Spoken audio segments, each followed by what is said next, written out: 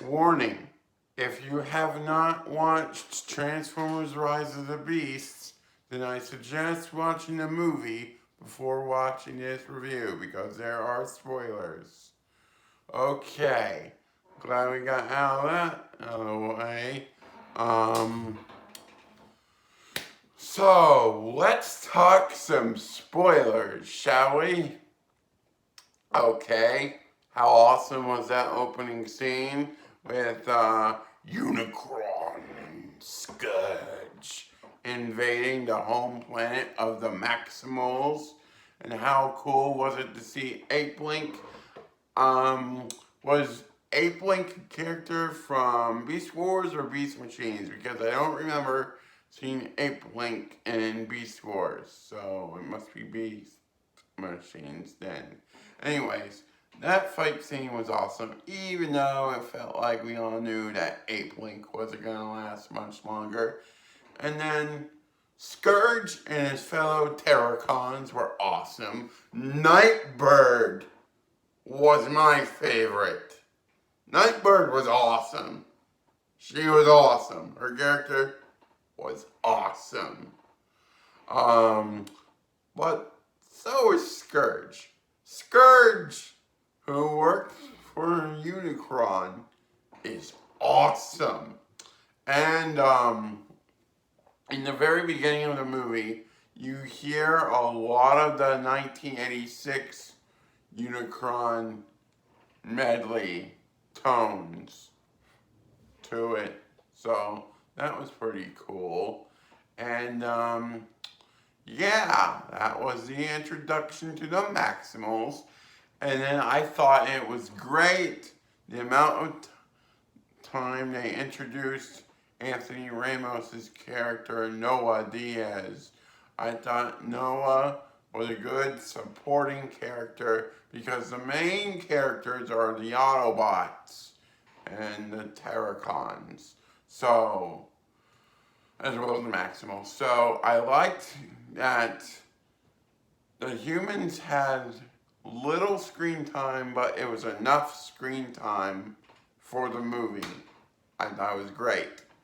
Bumblebee was great. But this, Transformers Rise of the Beast, went up a notch.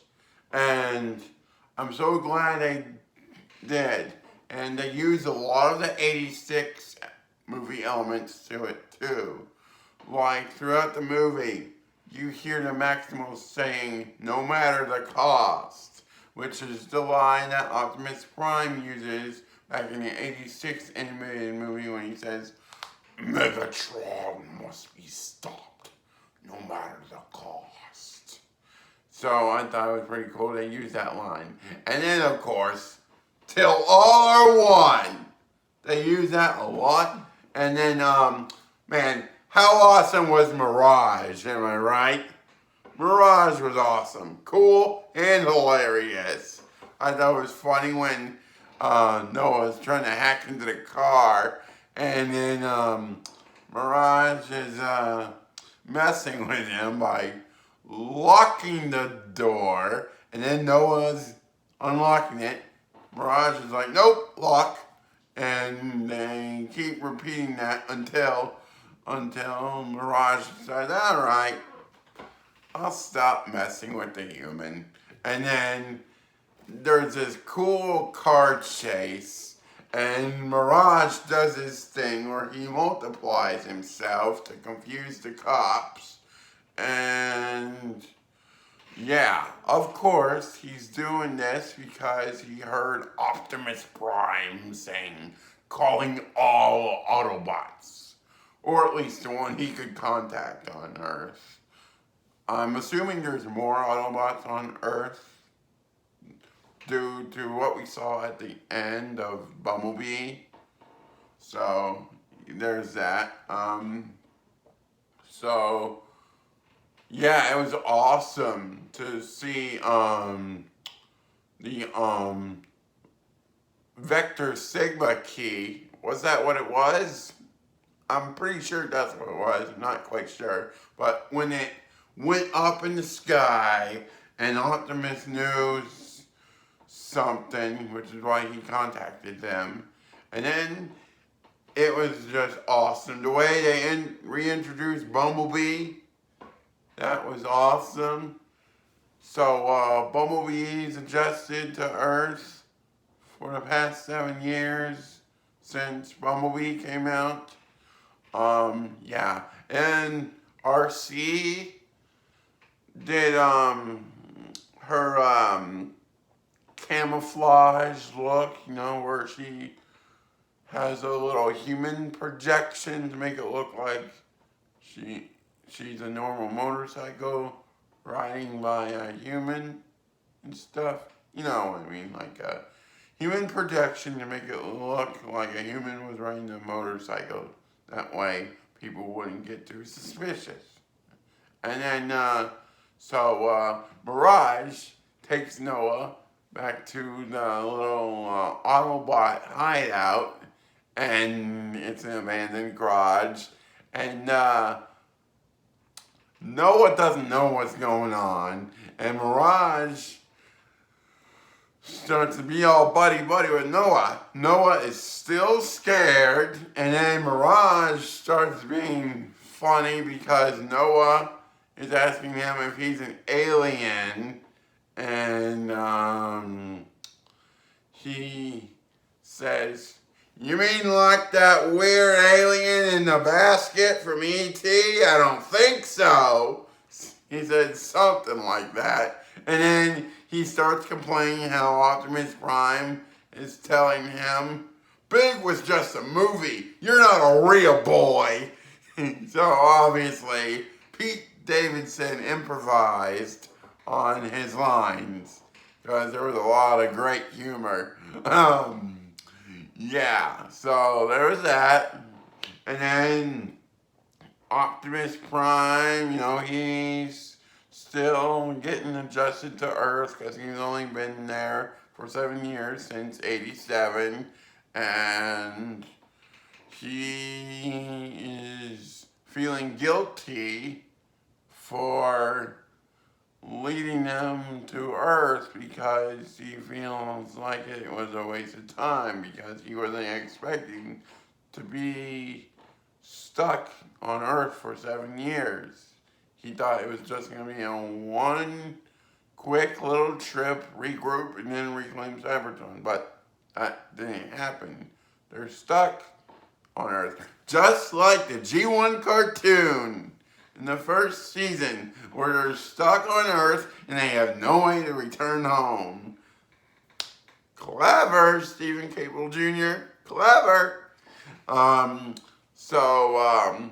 Yeah, Optimus Prime is complaining about Earth and stuff, and then Bumblebee brings up Charlie, and Optimus Prime says, "I know a human was good to you a while back, but we gotta get back to Cybertron." And yeah, so basically, Optimus and the other Autobots have Noah steal the relic that they need to open a portal back to Cybertron.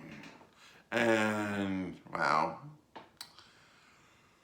it doesn't go the way they planned. And then on top of that, the Terracons arrive with Scourge, Nightbird, and Battletrap. Yeah.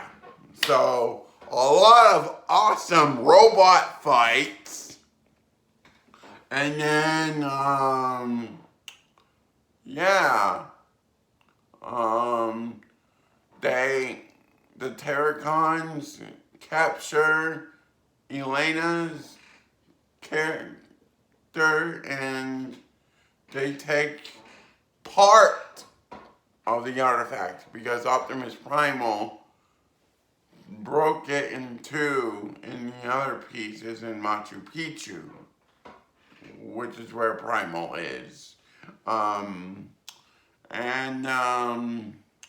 Well, we find out that it's only a part of the fragment when Scourge brings it to Unicron, and this is a big homage to the original 86 movie.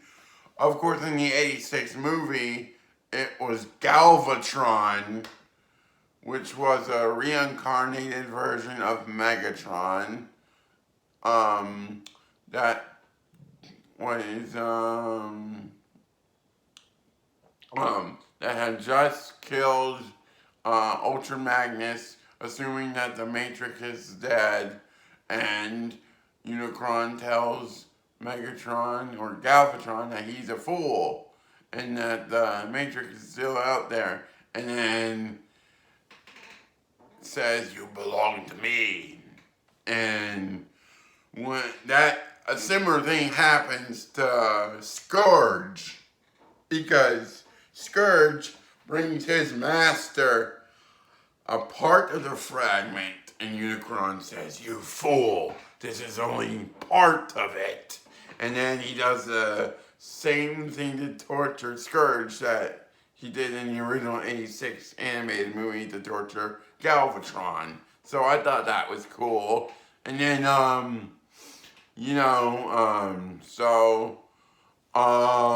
oh, yeah, so Optimus Prime contacts Stratosphere. Now, from what I know, Stratosphere was never actually an actual character in any of the cartoons. He was just a toy. So this is his first real appearance. And he was a good background or side character that brought the Autobots to Machu Picchu where they needed to be. And that's, of course, with the help of Airazor. So that went well. Airazor saved their robot butts and made the Terracons escape. And then, of course, what else happened? Oh, right. So they get to Machu Picchu. They try to look for the artifact, and their mission gets distracted by the Terracons, because the Terracons get there, and then Optimus Prime says, "I am gonna face off Scourge and remove his head," because this Prime is trying anything to get back to Cybertron, meaning he has to save Earth, protect Earth when they're in Machu Picchu, and then get rid of Scourge so that he can get both fragments, save Cybertron, and yeah, call it a day. But it doesn't work that way, now it doesn't, no. Because instead, Scourge lets the Autobots go away because neither of them can find it. So they do that little "you haven't seen the last of me" type thing scenario. But right before they do, Scourge shoots some sort of little device thing that infects Airazor and slowly turns her into a Terracon. And then that's when Optimus Primal later shows up. He sees the two humans, and then Optimus steps in and says, "Stand down! I won't ask a second time." And so, they start talking to one another, and then,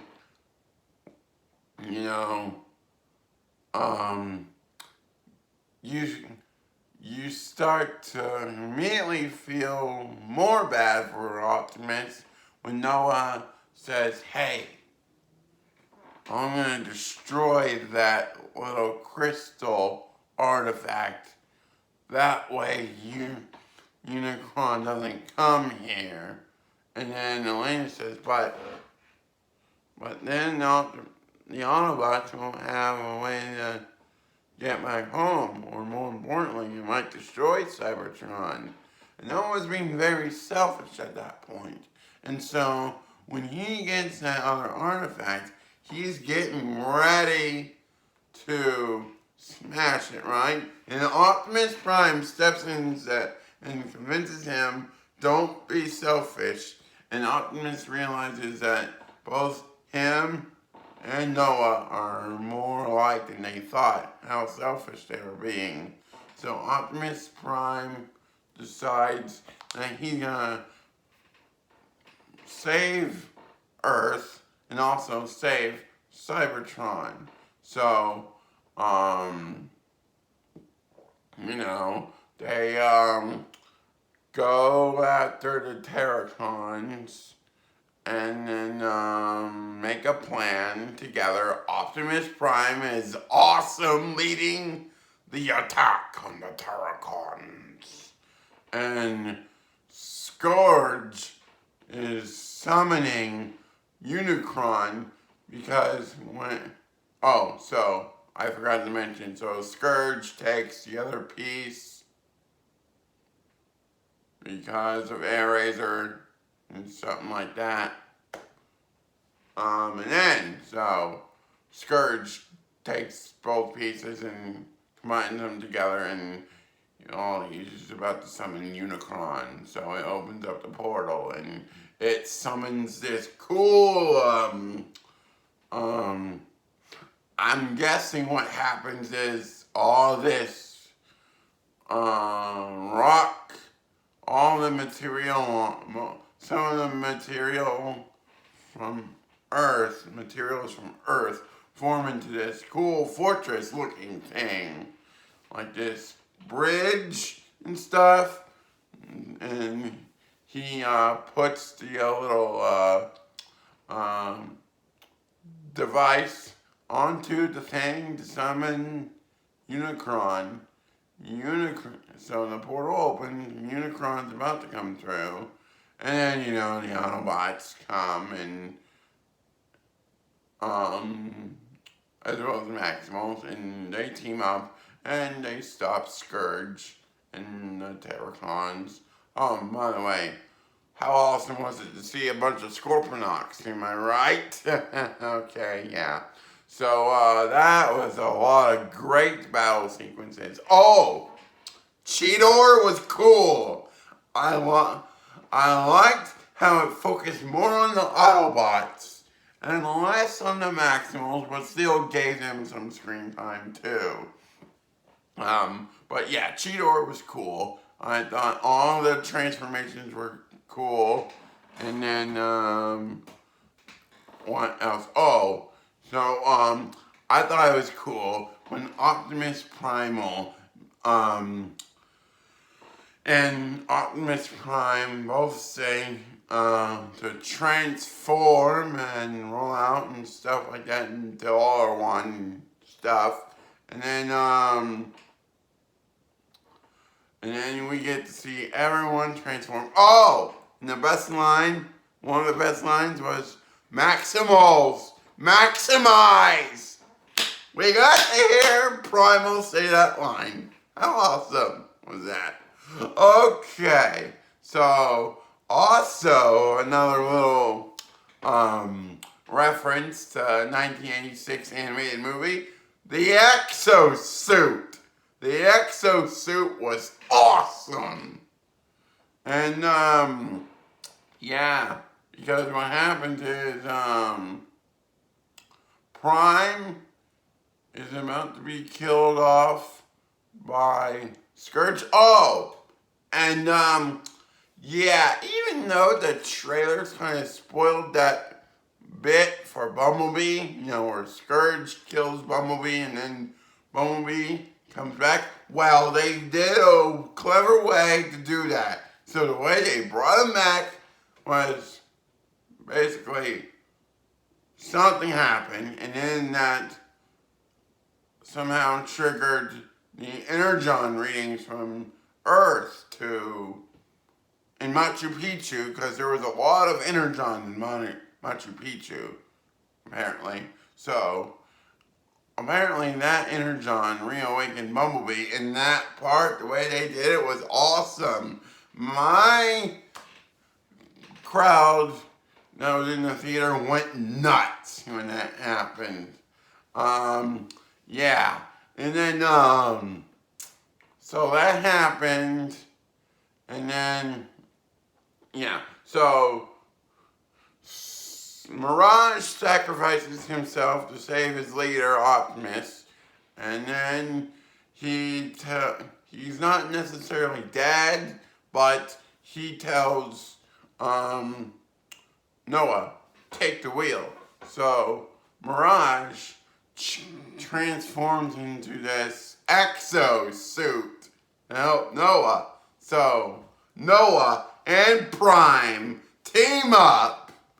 And then, so they fight off Scourge, and then Optimus Prime rips Scourge's faceplate off, and it goes sliding, and you see Scourge's face. It was awesome. Now, for a brief second, I asked myself a normal question, because you know this is in the reboot universe. For a brief second, I asked myself, is that Megatron? And a second later, I told myself, no, you goof, that's Scourge. But apparently, yeah, it looked like Scourge was some sort of zombie robot or something. I don't know. You could tell that he was made out of spare robot parts. And, yeah, so, yeah, I was excited about that. And Scourge, the way Optimus Prime calls Scourge his name, oh, Optimus Prime was ready to end that Terracon, and which he did, and they tried to get the fragment but failed, and Optimus was going to sacrifice himself. So, well, not necessarily sacrifice himself. He was going to be going up with the portal that was with Unicron. And there's this heartfelt moment where Noah takes his little battle axe and grabs Optimus Prime's arm and says, no, till all are one.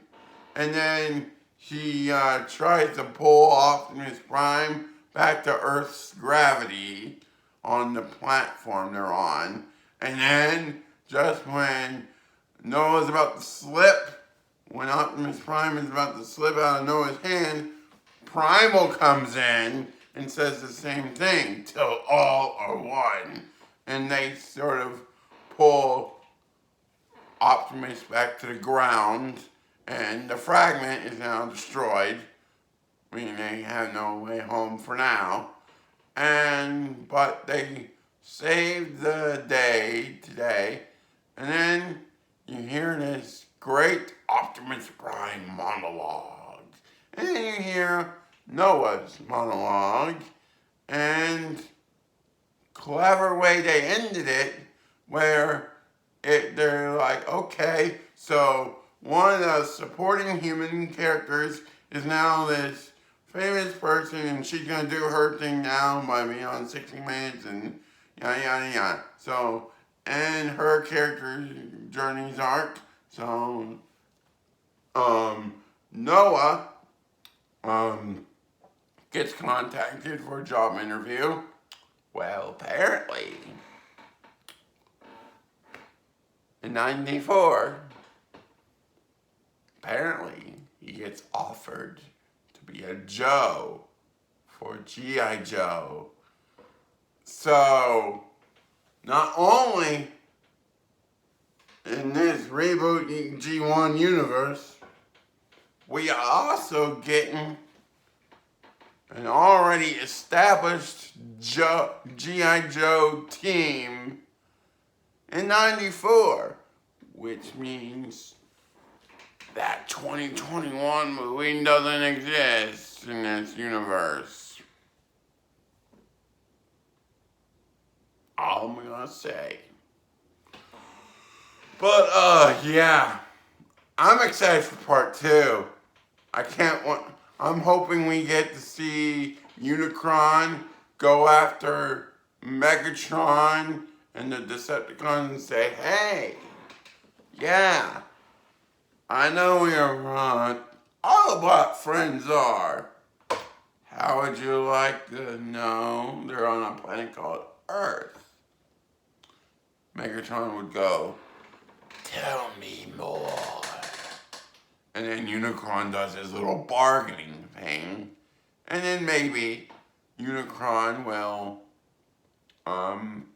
tell the Decepticons where the Autobots are hiding. But that's what I think could happen. For all we know, we could get like another character spin-off like we did with Bumblebee, which rebooted it. Which rebooted the movie timeline. So I'm excited for this new reboot series that started with Bumblebee and continued with Rise of the Beasts. I'm glad we got Scourge. Oh, so Scourge, yeah. So earlier today, I was on CBR.com and they were talking about Scourge. So I got a closer look at Scourge. And yeah, Scourge looks very similar to his G1 design, but of course, his G1 design was blue, but still, the way the character was shaped and everything, they looked like their G1 counterpart, except it wasn't blue. But, yeah, I had fun with this movie. Can't wait to watch it again and again and again and again and again when you get the point. It's awesome. All I'm going to say, tell everyone, make sure you like, share, leave a comment, and subscribe today. Till all one. Bye.